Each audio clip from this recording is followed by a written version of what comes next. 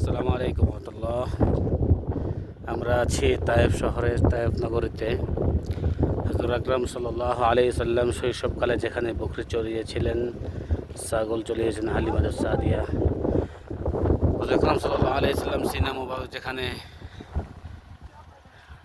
Open heart surgery যেটা বলা হয় বাংলাদেশে আমরা যেটা বলি, হুজুর আকরাম সাল্লাল্লাহু আলাইহি সাল্লাম সিনা মুবারক চির করা হয়েছিল, ঠিক এই জায়গার মধ্যেই আছি।